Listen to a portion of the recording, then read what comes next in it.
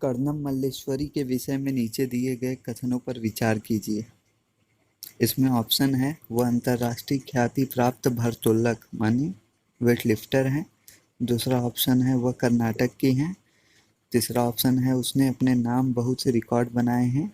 वह 130 किलोग्राम तक का भार उठा सकी थी। चौथा है, जब वह 12 वर्ष की थी तभी से वह भार उठाने का अभ्यास करने लगी थी। तो इसमें राइट आंसर है डी वाला, केवल 1 और 4, जिसमें से दूसरा है वह कर्नाटक की हैं, मतलब वह आंध्र प्रदेश की थी और उनके नाम सिडनी का रिकॉर्ड है जो कि 240 तक का भार उठाई थी उन्होंने। तो देखिए एनसीईआरटी में क्या दिया हुआ है। कर्णम मल्लेश्वरी कर्णम मल्लेश्वरी एक वेटलिफ्टर हैं। ये आंध्र प्रदेश की रहने वाली हैं। इनके पापा पुलिस में हवलदार हैं। जब ये 12 साल की थी तभी से वजन उठाने का अभ्यास करने लगी थी। अब वे एक बार में 130 किलोग्राम तक वजन उठा लेती हैं। कर्णम ने भारत के बाहर 29 मेडल जीते हैं। उनकी 4 बहनें भी रोज वजन उठाने का अभ्यास करती हैं। ये देखिए, ये एनसीईआरटी का है और यहाँ ये बहुत ही इम्पोर्टेंट है। आप अगर देखेंगे तो सेकंड क्वेश्चन है, किसी पशु के विषय में नीचे दिए गए विवरण को पढ़िए और उस पक्षी को पहचानिए। यह भालू जैसा दिखता है परंतु भालू नहीं है। यह दिन के लगभग 17 घंटे वृक्षों की शाखाओं से उल्टे लटक कर सोता है। यह जिस वृक्ष पर रहता है उसकी पत्तियां खाता है। यह लगभग 40 वर्षों तक जीवित रहता है। तो इसका राइट आंसर है ए वाला, स्लॉथ। हाँ, ये भालू जैसा दिखता है। और अब हम आगे देखेंगे एनसीईआरटी में इसके बारे में क्या बताया हुआ है। ये डायरेक्ट एनसीईआरटी के लाइन टू लाइन से आ जाते हैं क्वेश्चन। देखिए, स्लॉथ ये भालू जैसे दिखते हैं पर भालू नहीं है। ये दिन के करीब 17 घंटे पेड़ों से उल्टे सिर लटकाकर मस्ती से सोते हैं। ये जिस पेड़ पर रहते हैं उसी के पत्ते खाकर पलते हैं, इसलिए इन्हें कहीं और जाने की ज़रूरत ही नहीं पड़ती। जब ये अपने पेड़ के सारे पत्ते खा लेते हैं तभी वे पास के पेड़ पर जाते हैं। लगभग 40 वर्ष के अपने पूरे जीवन में ये मुश्किल से 8 पेड़ों पर घूमने की तकलीफ उठाते हैं। ये सप्ताह में एक बार ही शौच करने के लिए पेड़ से नीचे उतरते हैं। देखिए, ये एनसीईआरटी से था। चलिए हम अपने थर्ड क्वेश्चन की ओर चलते हैं। निम्नलिखित में से कौन सा पक्षी कैक्टस पौधे के कांटों के बीच अपना घोंसला बनाता है। इसका राइट आंसर होगा फाख्ता। जो फाख्ता है वो कैक्टस कांटों के बीच में अपना घोंसला बनाता है और मेहंदी के मेड़ों के बीच में। आइए एनसीईआरटी में इसकी कटिंग देखें। देखिए, जबकि फाख्ता कैक्टस के कांटों के बीच या मेहंदी की मेड़ में बनाते हैं। ठीक है, नेक्स्ट क्वेश्चन की ओर चलते हैं। घटपर्णी पौधा जिसको निफेंथिस कहते हैं, इसमें दिया है ऑप्शन, कीड़े मकोड़ों को आकर्षित करने के लिए उच्च तारत्व की ध्वनियाँ निकालता है, गलत है।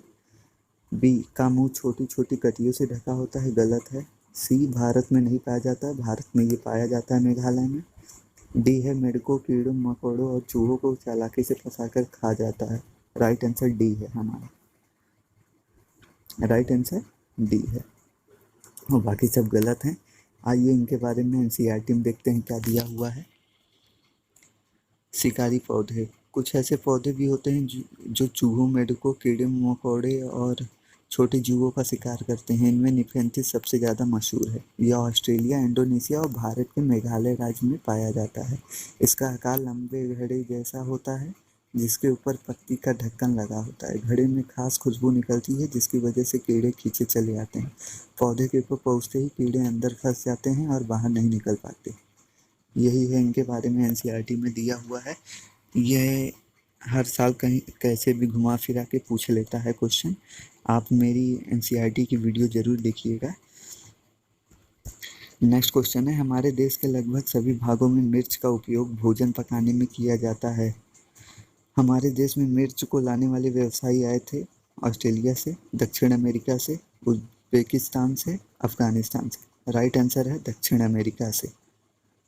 कहाँ से? दक्षिण अमेरिका से। आइए एनसीईआरटी में इसके भी कटिंग्स देख लेते हैं एनसीईआरटी में कैसे ये बताया हुआ है। देख लीजिए, थर्ड लास्ट लाइन में, मिर्ची हमारे यहाँ कहाँ से आई। ये इसे पुर्तगाल देश के व्यापारी दक्षिण अमेरिका से भारत लाए थे। अब ये सारे भारत में उगाई जाती है। अगर फ्रेंड्स आपने मेरी एनसीईआरटी की वीडियो नहीं देखी है, उसमें मैंने एक एक लाइन को बहुत ही अच्छे से समझाया है और उसको एकदम संक्षिप्त में समरी बना के आपके सामने प्रस्तुत किया है। तो आप एक बार वो वीडियो ज़रूर देखें और उससे नोट्स बनाएं। नेक्स्ट क्वेश्चन है, प्रत्येक स्थान के नाम के साथ उस क्षेत्र में वाले सामान्य घरों के सही विवरण का मिलान कीजिए। हाँ, क्षेत्र में बनाए जाने वाले सामान्य घरों के सही विवरण का मिलान कीजिए। अब मनाली में कैसे बनता है, अब मैं डायरेक्ट मिलान करवा दे रहा हूँ दोस्तों, आप देख लीजिए।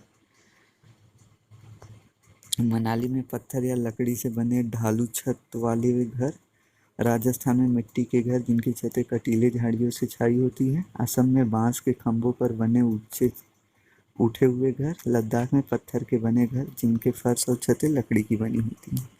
अब ये मिलान कराने का था तो मैंने मिलान करा दिया है बहुत ही अच्छे से, जिससे आपको समझ में आएगा। इसका भी नोट्स मैंने अपने इस वीडियो में ऐड किया है, देख लीजिएगा आप लोग। इसमें देखिए मैंने बहुत ही अच्छी अपनी मतलब ये जो आप देख रहे हैं एक पृष्ठ, इसमें मैंने कहाँ कैसे घर बनाए जाते हैं उसके बारे में जिक्र किया है। ये पूरी सारी नोट्स मेरी ईवीएस वाले वीडियो में आपको मिल जाएंगी, आप उसे ज़रूर देखिएगा लाभ पाने के लिए दोस्तों। उसमें मैंने प्रीवियस में जितने भी क्वेश्चन पूछे हैं उससे रिलेटेड और फ्यूचर में जिससे क्वेश्चन बन सकते हैं, हर फैक्ट्स को बहुत ही अच्छे से कवर किया है। तो आप ज़रूर जाके मेरा एनसीईआरटी का वीडियो ज़रूर देखिएगा ईवीएस वाला, उससे आपको बहुत बहुत लाभ मिलेगा। और अगर पसंद आए आपको ये वीडियोस और मेरा प्रयास तो प्लीज़ एक लाइक और एक सब्सक्राइब ज़रूर दीजिएगा। नेक्स्ट क्वेश्चन, निम्नलिखित में से कौन सा कीट मधुमक्खियों की भांति कॉलोनी में एक साथ नहीं रहता है? ततैया, बर्रा जो कि पीले कलर का होता है, चींटी, दीमक, मकड़ी। तो राइट आंसर मकड़ी है। क्या है? मकड़ी। इसमें से ततैया, चींटी, दीमक ये तीनों कॉलोनी में रहते हैं, माने बस्ती में रहते हैं। मकड़ी बस्ती में नहीं रहता है। आइए एनसीईआरटी के कटिंग देखते हैं। मधुमक्खियों की तरह ही चींटियां भी मिलजुल कर रहती हैं, सभी चींटियों का काम बटा होता है। अब यहाँ देखिए सेकंड लाइन क्वेश्चन में, सेकंड लाइन में देखिए दीमक और ततैये भी इस तरह समूह में रहते हैं। सेकंड लास्ट लाइन में देखिएगा, दीमक और ततैये भी इसी तरह समूह में रहते हैं। नेक्स्ट क्वेश्चन, रेहाना अपने परिवार के साथ केरल जाती है, वहाँ उसे ऊंचे वृक्ष दिखाई पड़ते हैं जो उसके गृह नगर शिमला के ऊंचे वृक्षों से भिन्न है। उसने केरल में कौन से वृक्ष देखे होंगे? ऑप्शन है नारियल, दूसरा है सेब, तीसरा लीची, चौथा है चीड़। तो राइट आंसर होगा ए, नारियल। ये ऊंचे भी होते हैं और बाकी जो तीन हैं ये सब नॉर्थ के ही पेड़ पाए जाते हैं, मतलब जो उत्तर में पाए जाते हैं वही पेड़ हैं। इसका राइट ऑप्शन है नारियल। आइए हम एनसीईआरटी में भी इसकी कटिंग देखते हैं, लेकिन मैंने इसको नोट्स में अपने मेंशन किया है, आप मेरे नोट्स की कटिंग देखिए। केरल में फलों के पौधे नारियल, केले, कटहल, पपीता, सुपारी आदि।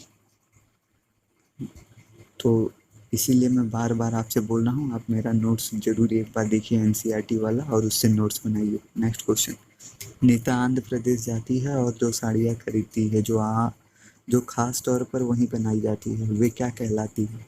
पहला है पोचमपल्ली और कलमकारी, दूसरा है पोचमपल्ली और कांजीवरम, तीसरा है कलमकारी और चंदेरी, चौथा है कलमकारी और कत्था। तो इसका राइट ऑप्शन होगा पोचमपल्ली और कलमकारी। और जो यहाँ पे कांजीवरम, चंदेरी ये सब है, ये सब नहीं है, पोचमपल्ली और कलमकारी इसका right answer. Next question, Reena आम पसंद करती है, वह इन्हें जाड़े के लिए संरक्षित करना चाहती है। निम्नलिखित में से कौन सा तरीका संरक्षण के लिए सर्वाधिक उपयुक्त है? ए, अचार और आम पापड़ बनाना, दूसरा जूस तैयार करना और वायुरोधी डिब्बे में संचित करना, तीसरा है प्लास्टिक के थैले में रखना, चौथा रेफ्रिजरेटर से वंचित करना। इसका राइट आंसर होगा अचार और आम पापड़ बनाना। क्या होगा? अचार और आम पापड़ बनाना। अचार और आम पापड़ बना के हम इसको बहुत दिन तक संरक्षित कर सकते हैं।